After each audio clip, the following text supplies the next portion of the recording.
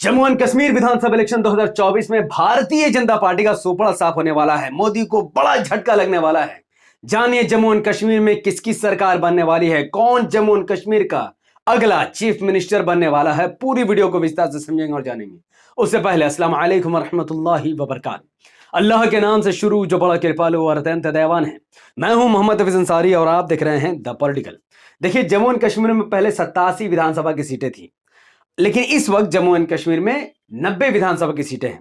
जो भी पार्टी है, जो भी गठबंधन 90 में से 46 विधानसभा की सीटों पर चुनाव जीतेगी, उसी की सरकार बनेगी।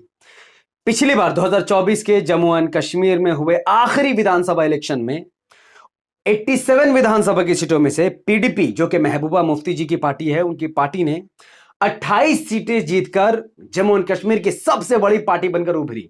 लेकिन यह बहुमत के आंकड़े से 20 सीट दूर थी। जिसके बाद भारतीय जनता पार्टी दूसरे नंबर पर पार्टी थी, जिनके पास 25 सीटें हाथ लगी। नेशनल कॉन्फ्रेंस, जो कि उमर अब्दुल्ला और फारूक अब्दुल्ला जी की पार्टी है, उनको 15 सीटें हाथ लगी। कांग्रेस 12 सीटें जीत पाए और अदर पार्टियां 7 सीटें जीत सकी। तो 2014 में ऐसा रिजल्ट सामने आया जिससे पीडीपी ना ही बीजेपी कोई अकेले सरकार बनाने के लिए सक्षम नहीं था। लेकिन पीडीपी 28 सीटों के साथ, नेशनल कॉन्फ्रेंस 15 सीटों के साथ और कांग्रेस 12 सीटों के साथ गठबंधन करके जम्मू एंड कश्मीर में सरकार बना सकती थी। लेकिन पीडीपी ने ऐसा नहीं किया। पीडीपी ने अपना समर्थन ना ही नेशनल कॉन्फ्रेंस को दिया, ना ही कांग्रेस को, बल्कि पीडीपी ने बीजेपी का समर्थन लिया। तो पीडीपी के 28 सीट और बीजेपी के 25 सीट के साथ जम्मू एंड कश्मीर में भारतीय जनता पार्टी और पीडीपी के गठबंधन वाली सरकार बनी। जिसके बाद यह सरकार कुछ ही समय तक चली, क्योंकि आप जानते हैं कि मोटा भाई को दिमाग लड़ाना कितना ज्यादा पसंद है। उन्होंने 2018 में जम्मू एंड कश्मीर की असेंबली को भंग करवा दिया, जम्मू एंड कश्मीर में राष्ट्रपति शासन लगवा दिया और 2019 में मोदी जी ने एक ऐसा खेल खेला जिससे भारत में 2 करोड़ युवा को रोजगार तो नहीं मिला, लेकिन उन्होंने जम्मू एंड कश्मीर के राजनीति को बदल कर रख दिया। आर्टिकल 370 को 2019 में कश्मीरी मुसलमानों से छीन लिया। जो कश्मीर का हक है, जिस आर्टिकल के बुनियाद पर कश्मीर भारत से जुड़ा था, उस आर्टिकल को ही भारतीय जनता पार्टी की सरकार ने छीनकर यह साबित कर दिया कि हम किसी के सगे नहीं, हम सबको ठगेंगे। ये आर्टिकल तुम्हारा कभी था ही नहीं, जबकि भैया जम्मू एंड कश्मीर इसी आर्टिकल के अकॉर्डिंग भारत से जुड़ा है। वरना वह तो पाकिस्तान से जुड़ता या फिर वो अकेला राज्य बन जाता।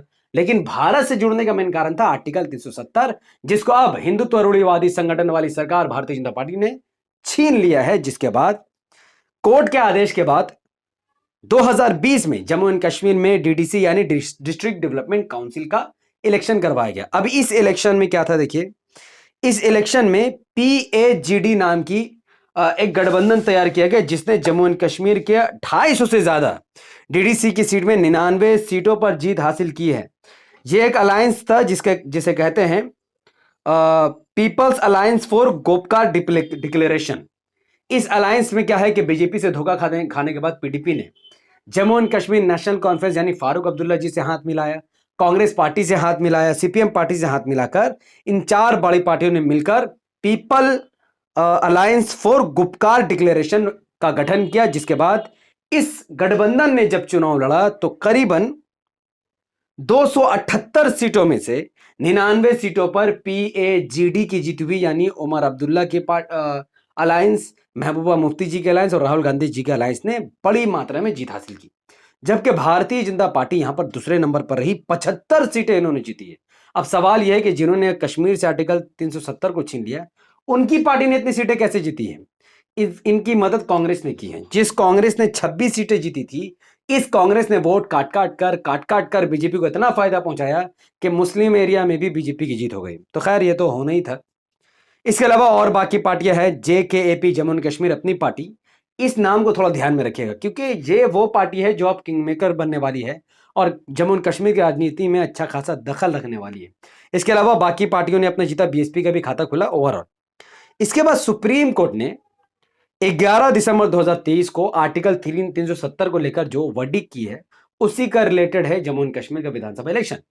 सुप्रीम कोर्ट के जज ने कहा कि भैया आर्टिकल 370 हटाना सरकार के हाथ में है। उन्होंने अपना पावर का यूज किया, सही गलत वो बात की बात है, लेकिन उनके पास पावर थी, उन्होंने हटा दिया। लेकिन सरकार को उन्होंने निर्देश दिया कि 30 सितंबर 2024 से पहले जम्मू एंड कश्मीर में इलेक्शन हो जाने चाहिए, जिसके बाद इलेक्शन कमीशन ने डेट अनाउंस करते हुए कहा है कि 18 सितंबर 2024 को जम्मू एंड कश्मीर के 24 सीटों पर चुनाव कराए जाएंगे, 25 सितंबर 2024 को 26 सीटों पर चुनाव कराए जाएंगे और 1 अक्टूबर 2024 को 40 सीटों पर जम्मू एंड कश्मीर में चुनाव कराए जाएंगे।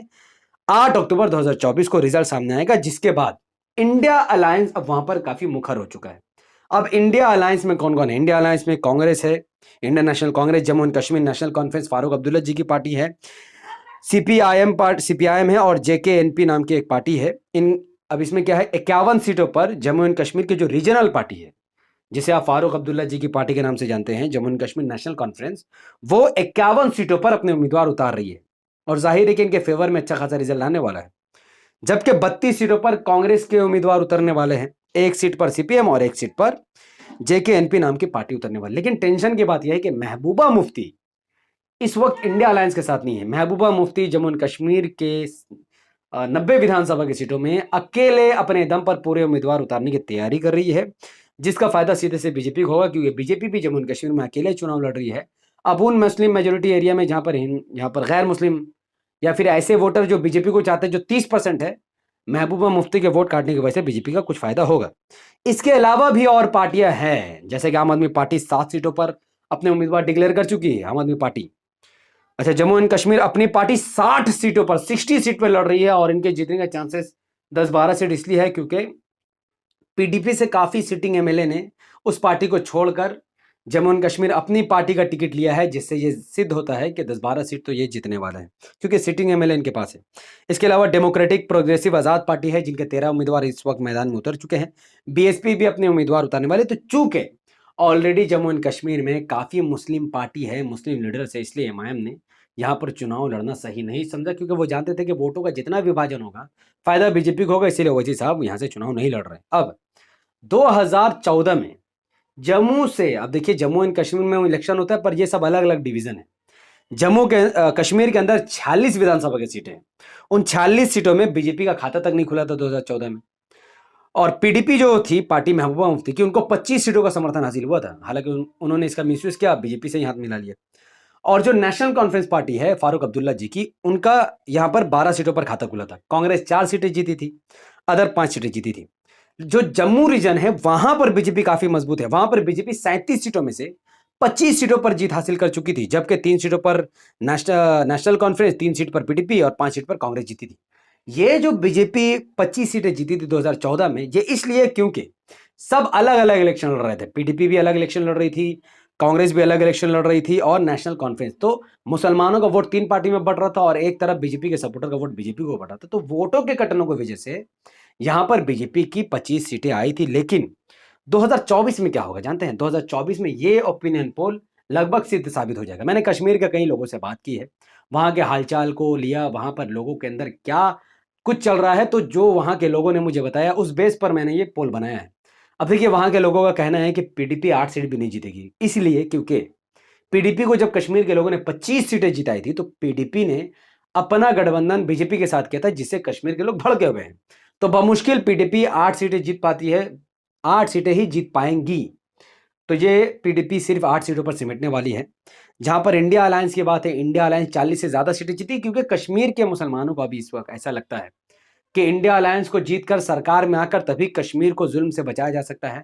जिस कश्मीर को स्वर्ग कहा जाता था, उसको नर्क बनाने वाली बीजेपी को हराना जरूरी है। तो इसीलिए वो अभी ज्यादातर वो इंडिया अलायंस के साथ है, कांग्रेस के साथ है और नेशनल कॉन्फ्रेंस फारूक अब्दुल्ला जी की पार्टी के साथ है। बीजेपी जो पहले 25 सीटें जीती थी, वो 15 सीटों पर सिमट जाएगी, क्योंकि इस वक्त क्या है कि जम्मू के अंदर जहां पर बीजेपी जीती थी, वहां पर वोट ज्यादा नहीं बटेगा। अब वहां पर इंडिया अलायंस को लोग वोट देंगे या फिर बीजेपी को वोट देंगे। पीडीपी से जो फायदा पहुंचेगा उसी की वजह से यहां बीजेपी 15 सीट जीतेगी। अगर पीडीपी भी समर्थन कर देती है इंडिया अलायंस का, तो फिर बीजेपी का तो खाता खुलना मुश्किल हो जाता है। लेकिन पीडीपी की मेहरबानी से यहां पर कुछ हद तक बीजेपी का यहां पर 15 सीट आएगा।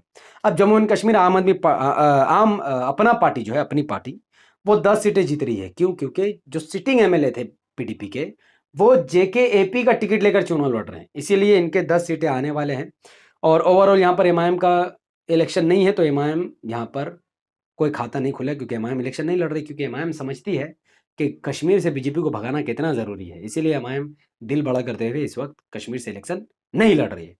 अब समझिए कि यहाँ पर अगर ऐसा रिजल्ट आता है तो जाहिर है कि सरकार बनाने के लिए 45 विधानसभा की सीटों की जरूरत है, और यहाँ पर तो कोई भी बहुमत से सरकार नहीं बना रहा है।